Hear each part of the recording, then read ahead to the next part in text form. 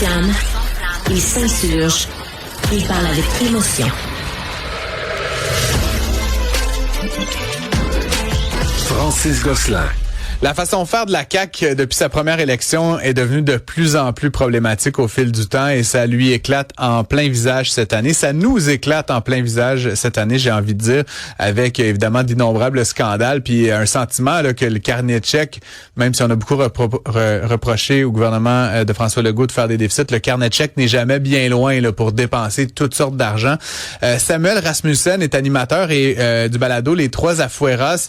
Il a écrit un texte vraiment intéressant sur lequel je suis tombé un peu par hasard. Je voulais l'entendre à ce sujet-là. Bonjour Samuel. Bonjour, merci de m'inviter. Merci d'être avec nous. On se tutoie, Samuel, on se connaît pas, mais j'ai l'impression de te connaître. Ça fait un bout de temps que je te suis sur le web. T'écris que ce qui se déploie au Québec depuis longtemps, là, mais on va circonscrire ça peut-être aux dernières années. Ce qui se déploie actuellement au Québec n'a finalement rien à voir avec le capitalisme.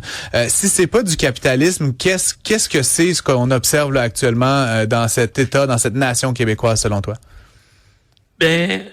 Partant du fait que dans mon article, on part de l'idée que le Québec n'est pas vraiment un capitaliste, pas un capitaliste de marché, c'est un capitaliste de connivence, en ce qu'on appelle un crony capitalism.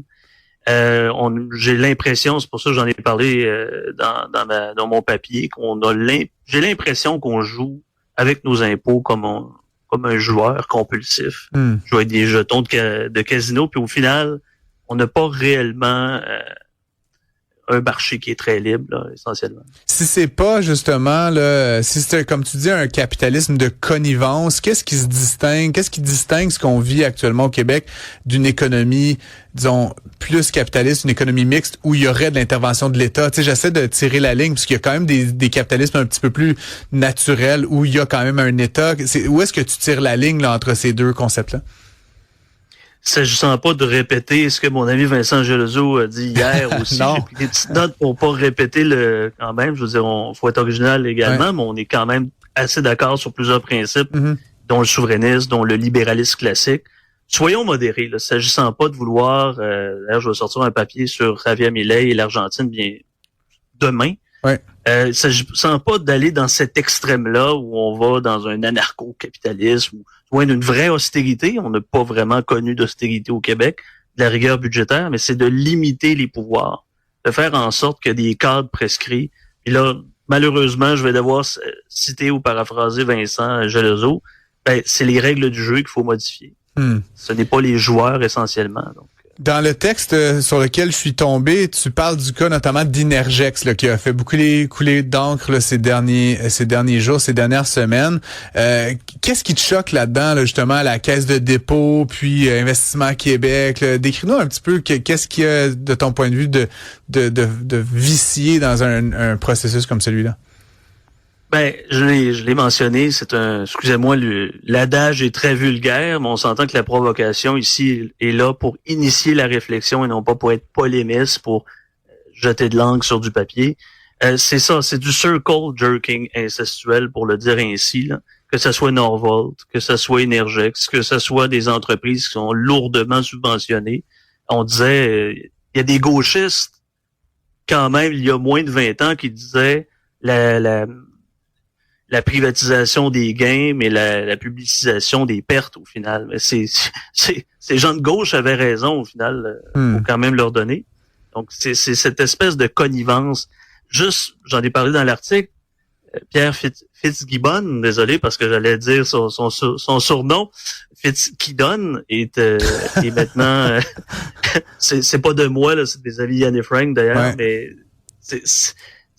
il a été nommé sur un CA après avoir lourdement subventionné. C'est plus du népotisme rendu là, c'est de la connivence, c'est de l'entre-soi.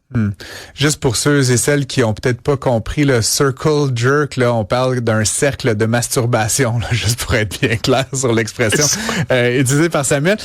Tu accuses dans l'article la CAQ finalement de perfectionner un système qui existe déjà depuis longtemps. Là. Donc on casse du sucre sur le dos de la CAQ, mais c'est un système qui a été pratiqué par le PQ, par le PLQ. Est-ce que ça veut dire que c'est un système transpartisan finalement? Puis quel espoir, si c'est le cas, peut-on avoir de s'en sortir puisque tout le monde semble être de connivence justement avec cette forme de distribution de l'argent public? Ben, tout à fait. En fait, le contexte du PQ et du PLQ, moi, j'ai été CAQ personnellement avant 2018 et je me suis rendu compte que ce n'était pas la conjugaison des qualités que le PQ avait, les qualités que le PLQ avait, mais bien au contraire. Les vices que ces deux partis-là avaient, un côté identitaire, la social-démocratie poussée à son extrême, l'État-providence qui devient, comme je citais Joanne Marcotte là-dessus, le gouvernement.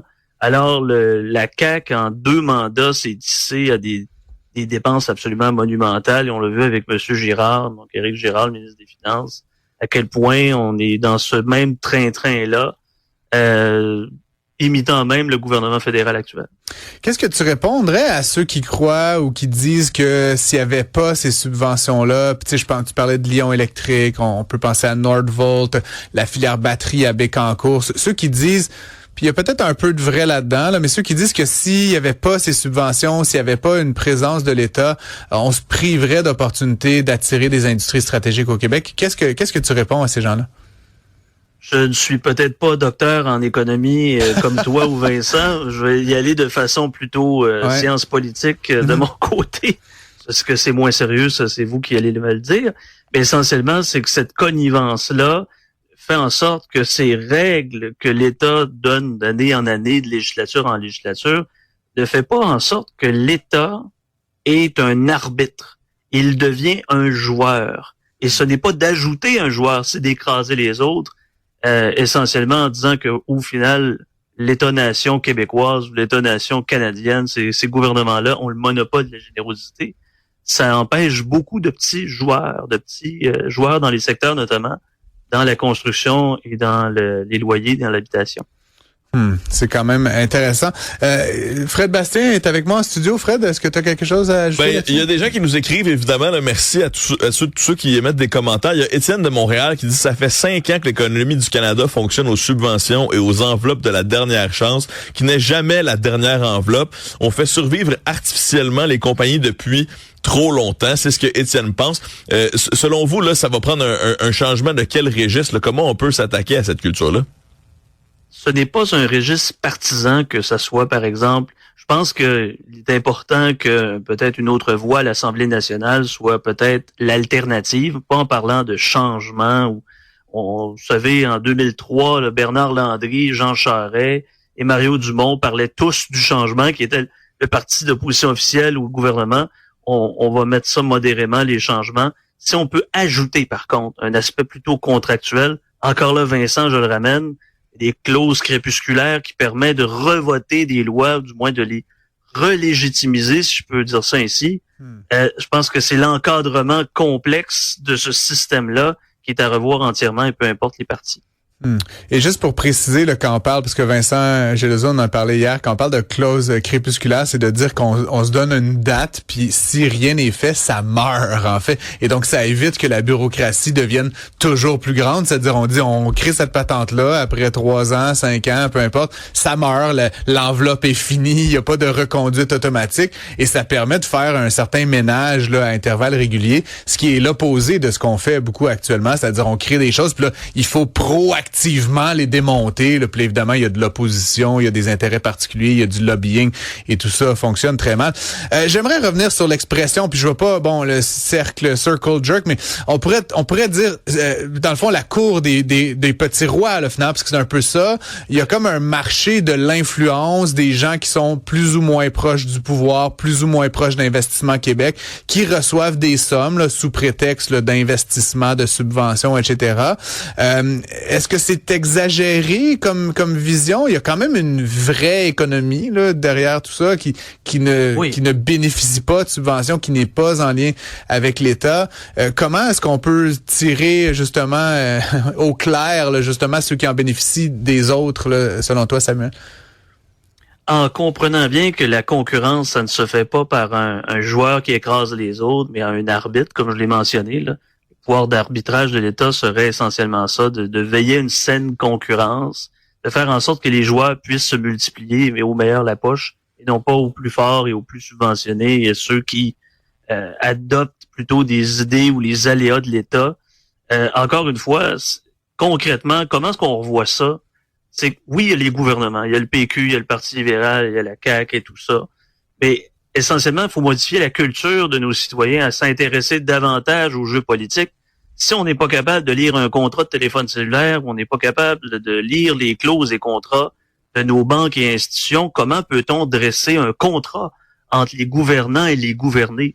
Donc, il y a cet aspect-là, c'est quasiment une religion, c'est ma cassette qui part encore une fois, là, mais l'aspect contractuel du citoyen avec le gouvernant est à la solde de ses citoyens, non l'inverse.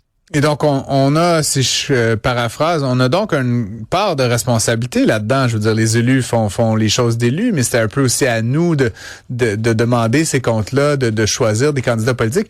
En même temps, sans vouloir être cynique, j'ai l'impression que je regarde des élections qui s'en viennent en 2026. Quels sont les choix véritables qui s'offrent à nous là dans les partis majeurs? Ça ressemble à être 4,30 sous pour une pièce. Là, finalement, ça semble se ressembler, non? Oui, tout à fait. Ben, je comprends l'électeur moyen qui dit sont tous pareils de toute manière. Là, on va tous nous voler, nous mentir. Et là, les gens s'y désintéressent. Mais en s'y désintéressant, il y a le circulaire du cynisme et on continue à reporter au pouvoir malgré nous les pires éléments. Je veux dire, la politique attire énormément des gens avares de pouvoir, des gens qui ont un égo surdimensionné. Je veux dire, que ce soit notre voisin d'en bas, que ce soit Monsieur Carney, ils ont tous les deux des grands égos, mais des grands égos qui écrasent des populations au grand complet sur le seul principe de j'ignore et je m'en fous. Je citais mon ami Roxane, la politique, c'est quasiment des cartes magiques, là. C'est une niche où quelques-uns qui sont intéressés, ce sont des geeks, ce sont des nerds, et là on parle que ce soit Chantal Hébert, que ce soit des podcasteurs. C'est très niché comme sujet. Je comprends. Écoute, petite question, courte réponse en terminant, mais demain matin, si tu étais toi-même premier ministre, serait quoi la première mesure que tu mettrais en place pour mettre fin à ce casino permanent? Moi, ça serait à fouet, là. Ça serait probablement... C'est Javier Milei, c'est l'Argentine, non? Ouais. Voilà. Afuera. Moi, c'est un politicien que j'adore énormément. Afuera, qui veut dire en espagnol dehors, donc on coupait la moitié. Donc, on met le ministère de l'économie dehors, première des choses. On enlève la moitié des ministères et je démissionne. J'invite les auditeurs à lire le texte La roulette d'État, assez de ce circle jerk incestuel. C'est sur le blog La Pilule Rouge, si je ne m'abuse. Oui, on peut aussi posté par Yann et Frank. Posté par Yann et Frank. On peut aussi entendre Samuel Rasmussen comme l'un des animateurs du balado Les Trois Afueras. Merci beaucoup d'avoir été avec nous à l'émission, Samuel. Plaisir de te rencontrer.